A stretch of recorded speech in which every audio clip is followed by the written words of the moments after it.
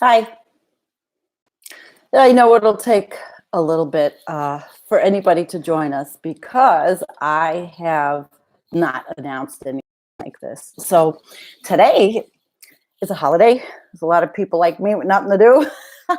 Actually, dinner later, but beside the point. There was an article that I had come over, or I had put over on the Facebook page from countercurrents.org. And it's by Hunziker, and I know a lot of us know who he is. So it's called the Blue Ocean Event and Collapsing Ecosystems from April 19th. What is Arctic Blue Ocean Event, BOE? Now, a lot of us already are so familiar with this because we follow Going South, Tourist Time for Death. We follow the science. We follow Paul Beckwith. We follow Just Have a Think. We follow Patrick McNulty. We follow so many people that are talking about this. But is the world? And then the world, we know the world is talking about Arctic shipping lanes and all that. So I came across this and I thought, not a bad thing to read and talk about, make a little video about. So here we go. Sometime in the near future, it's highly probable that the Arctic will no longer have sea ice, meaning zero ice for the first time in eons. Aka, also known as the Blue Ocean Event. Surely the world is not prepared for the consequences of such a historic event, which likely turns the world topsy-turvy, negatively impacting agriculture with gonzo weather patterns, thus forcing people to either starve or fight. But the problem may be even bigger than shortages of food, as shall be discussed. Still, and all, it is somewhat consoling to know that the Blue Ocean Event is quite controversial within the science community. There are climate scientists that believe Arctic ice will be there beyond this century. One can only hope they are right because an ice-free Arctic will indubitably create havoc on life for the planet. However, disturbingly, the prospects for enduring sea ice don't look good. Here's why. Dr. Peter Wadhams, Professor Emeritus, University of Cambridge, who's the leading authority on Arctic sea ice. He wrote A Farewell to Ice, Oxford University Press. He was recently interviewed, read the current status of Arctic sea ice as of 2019. And recorded on TUC Radio, which live broadcasts on KALW San Francisco and independent internet radio. Here are snippets from that review. This is it's pretty telling. Over the past 40 years, the loss of Arctic sea ice has rapidly progressed. Example, from 1976 to 87, Arctic sea ice thickness decreased by 15%. During the 1990s, thickness decreased by 43%. Trying to get comfortable. Sorry. By 43%. And today, 75% of the sea ice is gone. It's gone. It's resulting in an impairment of sea ice albedo, which reflects solar radiation back into outer space by 80 or 90% with sea ice. But conversely, without sea ice, it absorbs 80% of the solar radiation. Dark background of iceless water, where crucial untold dangers lurk. Accordingly, the Arctic has experienced the biggest transition of albedo on the planet. Wadhams, that's Wadhams talking. The consequences are unimaginably the biggest, the challenging, kind of like trying to calculate beforehand. What happens when fallen into an ontological rabbit hole? Or in other words, expect the unexpected. Where are we? Are we in this rabbit hole? And hi, thank you for joining on this Easter Sunday.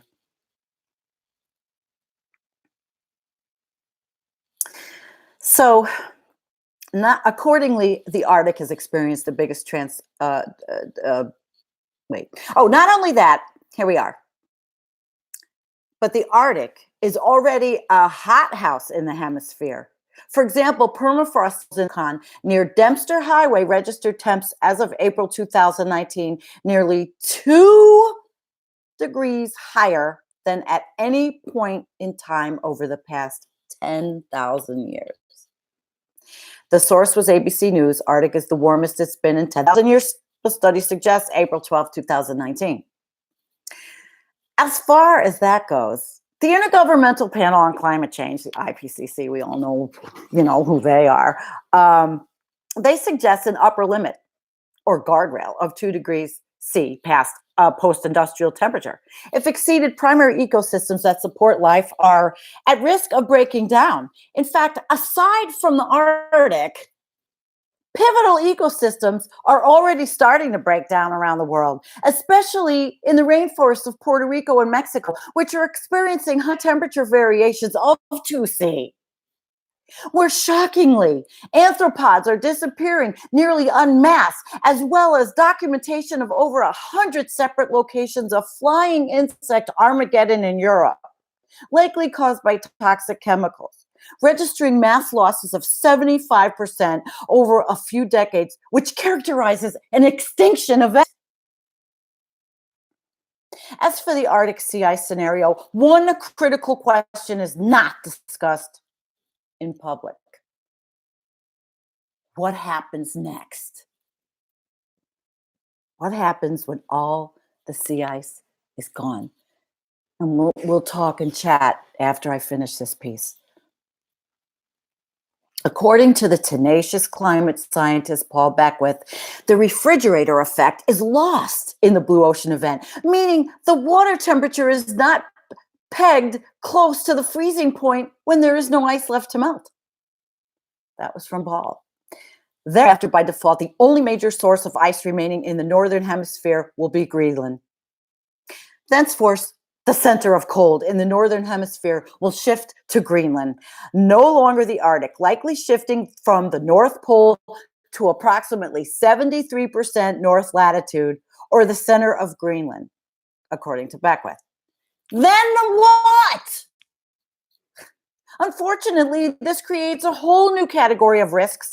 Weather patterns throughout the northern hemisphere depend upon a jet stream 20,000 to 39,000 feet above sea level that rely upon the center of cold over the North Pole, interceding with warm air currents from the tropics to generate jet stream gusto. If the center of cold shifts, who knows for sure what will happen to the crucial jet streams? As of tonight, short answer may be the jet streams will go bonkers, more so than even before. Of course, to a lesser degree, this is already happening right now and causing extreme weather events like massive flooding in the Midwest. Hello, Kansas. As of 2019, all-time record-setting heavy weather hit the U.S. with humongous amounts of snow throughout the northern Midwest as a result of snow-moving wobbly jet streams that loop and bring Arctic weather directly south. Believe it or not, the resultant mass flooding, also record-setting, may be a minor event in the context of a newly released chilling study about the impact of Arctic sea ice loss. As follows. The study of ancient ice cores by a team from the British Antarctic Survey, University of Cambridge and University of Birmingham found, quote, major reductions in sea ice in the Arctic, unquote, cranked up temperature amplification as a result of no Arctic sea ice. Greenland regional temperatures by 16 degrees C in less than a decade. And the source was Louise C. Simay et al. Impact of abrupt sea ice loss on Greenland water isotopes during the last glacial period. Proceedings of the National Academy of Sciences, which was March 15th, 2019. According to that new study, the work confirms the significance of sea ice for past abrupt warming events. This is important because changes in sea ice have profound consequences on both global and local scales, including impacts on global climate and local ecosystems. Significantly, if the impact of ice loss on Greenland scenario were to occur, it would create havoc and panic within a decade. A decade. So, could it happen? Well, it happened in the past without the assistance of human-induced GHG emissions. Therefore, the answer seems to be yes, it could happen again. End of story. But on second thought, the 16 degrees C increase in temps is less than a decade. In less than a decade, it's difficult to fathom, even though the paleoclimate records show it did happen. After rereading the British Antarctic study again and again, it goes without saying that a temperature increase of 16 degrees C within a decade would destroy most life. One can only hope that the British Antarctic survey team made a big fat mistake and or there are extenuating circumstances of some kind or another. Let me say good morning, Kim. Good morning, Warren. Good morning, Mike. And good morning, all of you. But no mistake about this greenhouse gas emissions today are rip snorting faster almost than any paleoclimate timescale, likely setting a new 62-year record for CO2 emissions in 2019. Precariously, that feeds directly into increased planetary heat and loss of more Arctic sea ice. The end results cannot be good, an understatement. According to NASA, global climate change, vital signs of the planet, ice cores drawn from Greenland, Antarctica, and tropical mountain glaciers show that the Earth's climate responds to changes in greenhouse gas levels. Ancient evidence can also be found in tree rings, ocean sediments, coral reefs, and layers of sedimentary rocks. This ancient or paleoclimate evidence reveals that current warming is occurring roughly 10 times faster than the average rate of ice age recovery warming. Meanwhile, according to the aforementioned interview with Dr. Peter Wadhams, currently the Arctic is heating up about 4 times faster than the rest of the planet. The temperature difference being the Arctic and the tropics is dropping precipitously, thus driving the jet streams less, creating meandering jet streams, in turn producing extreme weather events throughout the northern hemisphere, especially in mid-latitudes where most of the world's food is grown. Not only is the future food production seriously at risk, but as well massive quantities of buried seabed, that methane, and we all talked about it, I have, much more powerful in its initial years at influencing global warming than CO2, in the Arctic could release suddenly because of loss of albedo, no longer reflecting solar radiation out into space, rather absorbing it down to massive qualities of CH4 methane under seabed permafrost, which is, quote, the greatest single threat we face. It would be catastrophic because the temperature would suddenly rise. It wouldn't rise smoothly, unquote, Peter Wadhams. But really, honestly, come on now. Something's gotta hopefully be wrong with the aforementioned British Antarctic survey's data. Could it be a misplaced decimal point? Robert Hunziker asks. Astonishingly, it's factual data. In the simplest of terms, Greenland's 16-degree C temperature increase in less than a decade is mind-blowing, especially in consideration of the survey team's statement that it confirms the significance of sea ice for past abrupt warming events. Deja vu. The Arctic sea ice scenario today seems curiously similar to the British Antarctic survey. Prospectively, it's really horrible news. Robert Hunziker, Excellent, excellent article. And you know what? It's an excellent article for people that don't pay attention and that don't know. It's an excellent article for that. And I hope that this goes somewhere. This just a little reading so people can listen, or the article gets read, because I thought it was really good. I like Robert Hunziker, and I like Peter Wadhams. So good morning. Does anybody have any questions or anything they want to discuss on this topic? Because it's damn serious. And already we all know the Russian oligarchs are looking, to go through it. I mean, everybody's going to capitalize, and everybody's going to bring us to that big, well, I don't know if it's going to be a big climatic end, but we're on the way. And I love XR because XR is bringing attention to it. Is it too late? You know my personal thoughts, but I think it's the tipping point.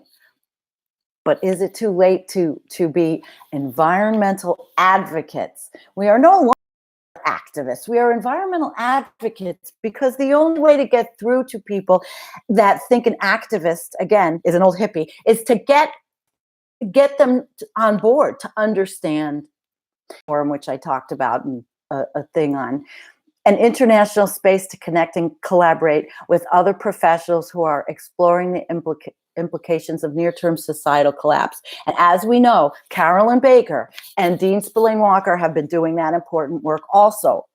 I'm in that group. It is important. Of course, as I said the other day, I'm in Facebook jail until the 24th, so I can't post in groups.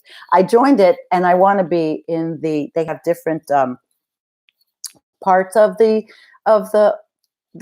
group. It's actually far reaching, and I want to be in the like support and counseling. I'm interested, in that, and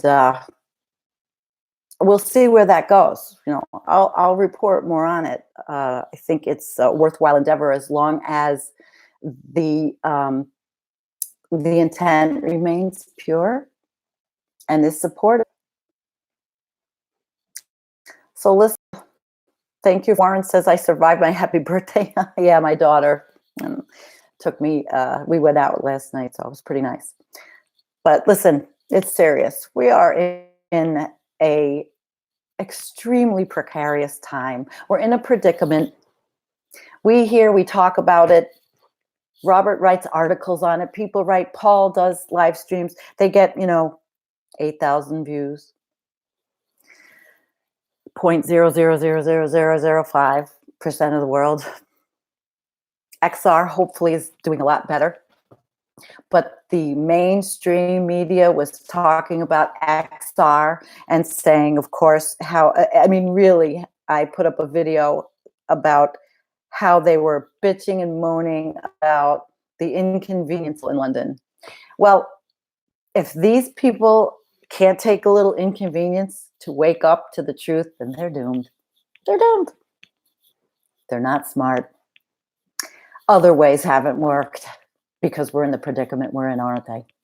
Warren says, do folks in chat believe that a blue ocean event is the final indicator that it's game over time, or that at a point there's no turning back? Oh, Human says, my playlist has the XR videos listed by date. Okay, I'll go on and see what I can share. Getting back to Warren's question, it's going to, a blue ocean event, from everything I've learned, it's going to significantly alter everything that goes on all over the world. And there's another scientist who follows on Facebook, Matt Nelson. He's got theories on a 16-month, a big event happening, but a geological event. So scientists are not exactly hopeful that we haven't passed the tipping point. But of course, the scientists that report to the mainstream media, their job is to not sow mass hysteria. Do they tell us the truth? Anybody else? Because I can't really answer Warren with any degree of accuracy, as only I know from reading and following scientists. I don't know who's with us, but that's a good one. Well, I just want to say that I've been interested in the Arctic since the beginning of my journey here, and it's been a crazy, and I wanted to go to the Arctic, and I used to talk about that being on my bucket list. And but I think that at this point in my life, I'm a little bit too disabled to make that kind of trip, and then you have to fly. So my bucket list will just have to be through watching videos and people that are up there. Although that would be a dream. Others say to me, "Well, listen, if your ass isn't in the seat, somebody else's will be. Go." Costs money, but I want to see the glaciers. I want to see. I've said mine. Human says the rate of change on Arctic is historic. It is. I think the Arctic sea ice melt and the global CO2 being, I think, 413 now, are extremely important issues. We have all of the issues on the ground. We have the political, we have the move to the right, we have the oligarchs, we have the authoritarianism, we have a mess.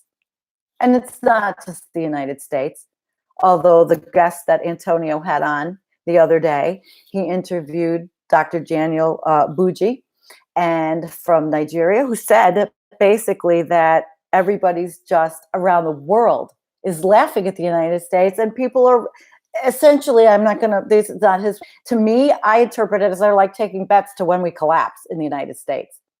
And we don't really have we have Alaskan Arctic, but don't be fooled. Don't think that the United States is not going to rush with Russia to go through and try to drill. They're trying to drill. We have a Department of Interior snake. We have people in the United States who do not have anybody's best interests but themselves. And they couldn't give a rat's ass about the Arctic at all.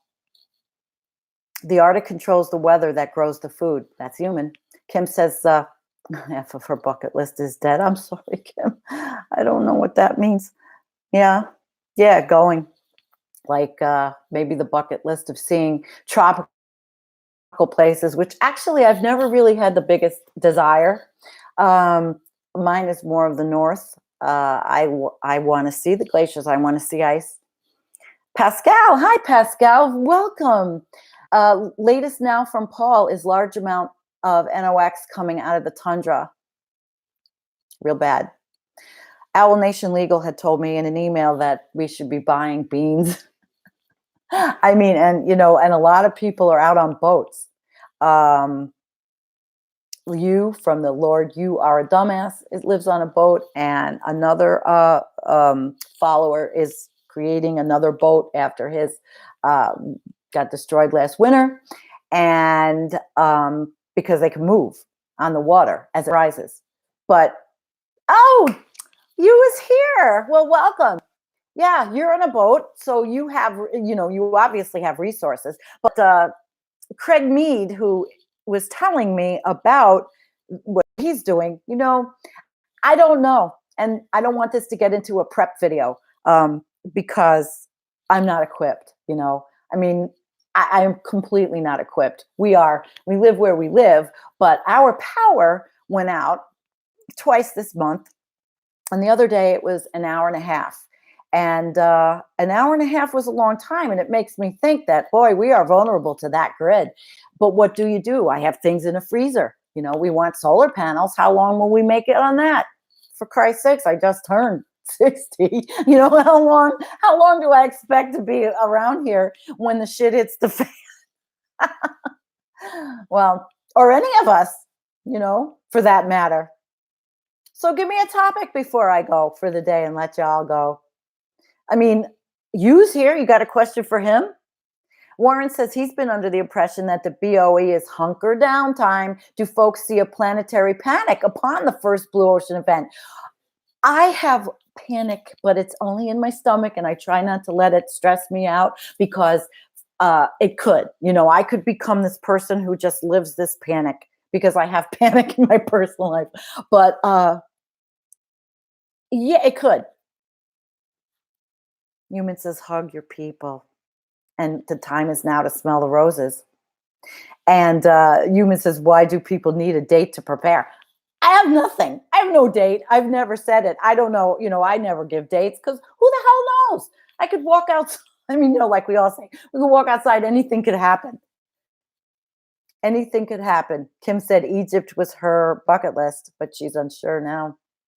That actually, my father, bio father, who's dead, worked in Egypt. He did a translation project in Egypt on mass transit, and that was pretty interesting when we were kids. Oh, Zax is here. Well, anyway, I don't know if are we losing internet? Is the connection good? Human says 5 years or 10 years, it's the same. Yeah. And again, I talked about getting older and how you have a different perspective.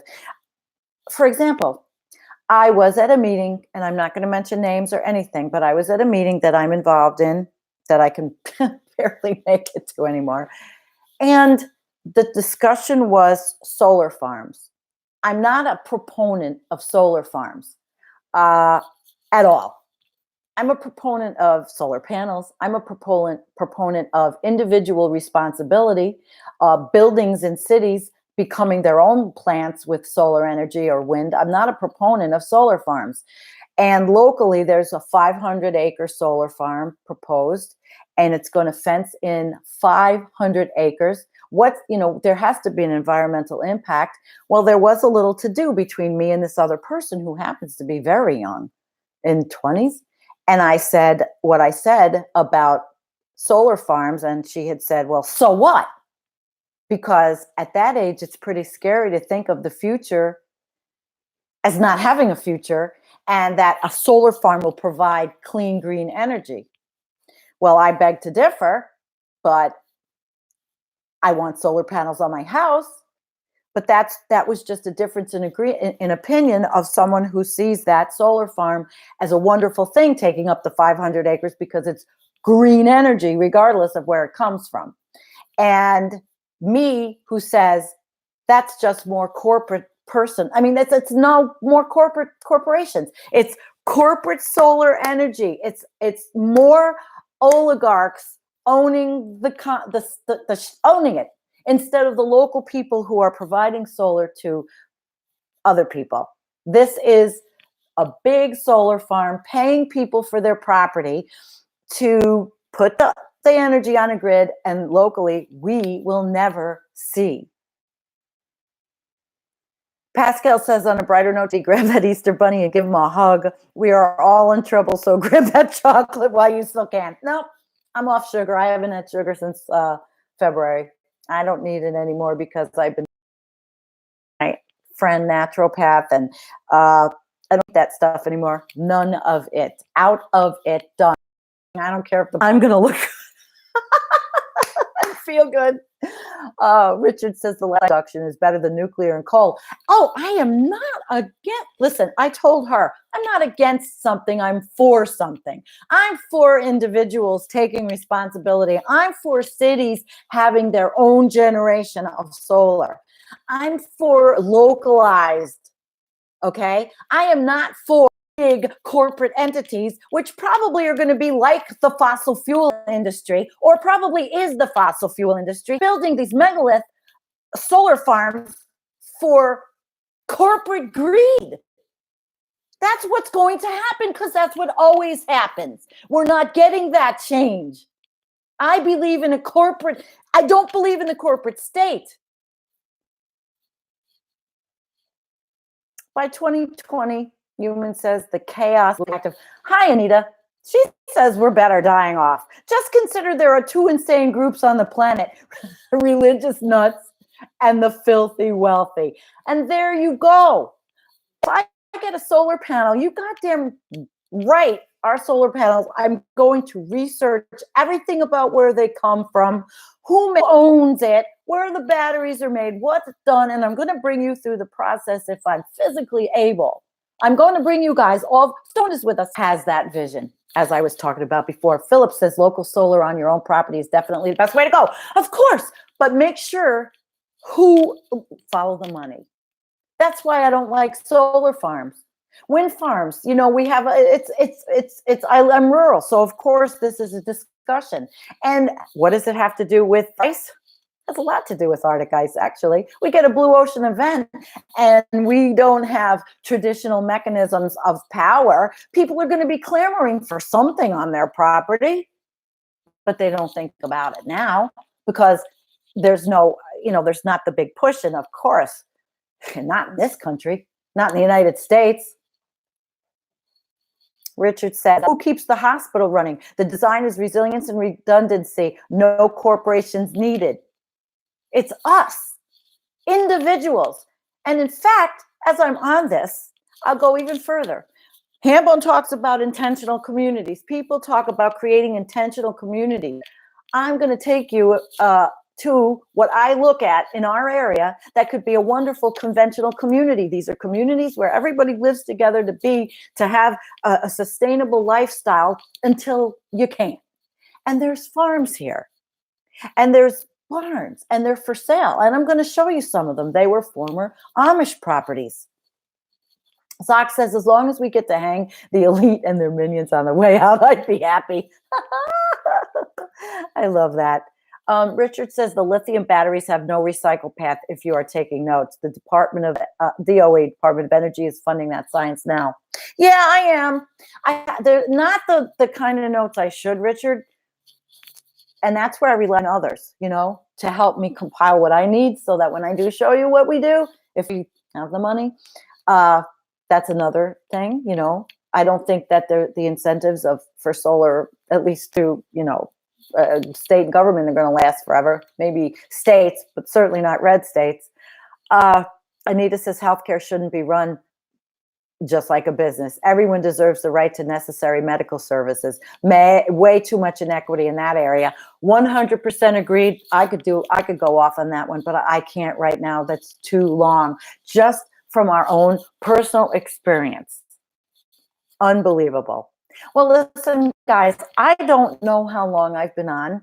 I don't want to keep it too long. I know everybody has things to do unless somebody has a burning issue that they want to go over with the chat and me. Happy that all of you joined, Richard and Philip and Anita and Human and Zox. And let me go up. And Pastor XR, Tampa Bay, interviewed him. Oh, and don't forget, tomorrow night is Monday night. Well, it'll be on Facebook, but we'll be posting it here. It will be Nicholas Humphrey, meteorologist, has his own show on climate through this, and he will be doing a forum tomorrow night on Facebook Live, and then we'll be putting it up here. And hopefully we will be evolved enough to use YouTube Live and guests shortly. Remember, we are a no donation. People like myself who are disabled, actually, behind the scenes, you don't know, on the Facebook page, which I had a big debt of gratitude for those folks today.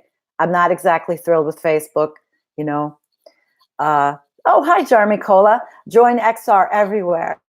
Everywhere. Pascal, you said solar panels ain't going to do it. The earth gave us rainforests, and away we burn them down. It's just too many people. The elephant in the room. I know it. I guess I still want to be part of something and get some solar panels. I mean, then we're off the grid, completely. Does it matter? I don't know. I prepared the place for my kid who's 30.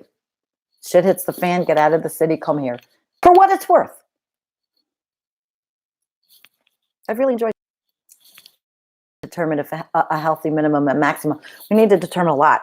I mean, I am completely not a mainstream person because I am against corporate everything like it is now, regardless of the jobs.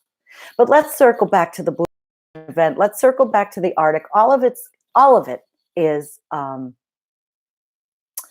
important, but all of it is related because a blue ocean event brings worse weather, brings changes globally, brings food, a lot of hardship, brings death, brings maybe resiliency. brings us to the need for deep adaptation. A lot of soul searching is needed. I've been doing it for 2-3 years now, since I've been out of the rat race of my job, which I loved actually. So I can't call it a rat race. I loved it. University, being in a university was amazing for me. But we have a lot to think about. And for those of you who are celebrating, I wish you a beautiful day. And thank you for saying I have a cozy place. It is. It's cozy, and the cats. It is a cat house, and you guys can't see it, but every piece of furniture is scratched up like like I'm a zoo. But who cares? They all ended up. We found them somewhere. They're all feral or stray, but it is what it is. Everybody, if you're all good, I'm going to let you go. And thank you for coming. I thought that this would be a wonderful opportunity to just see you. And I really love you all. And I'm a really lucky person that I have this forum and terrific people. Thank you. I'm glad you joined. Basil, one last. We'll stop. He's inspirational. He's been off the grid for over 10 years, and when the shit hits the fan, the Visigoths will come up the hill for my last can of beanie weenies. We may know that, but you keep what you got and keep doing it, Basil. My inspiration. And thank you, Master Pooh. Love you guys. You have a wonderful day.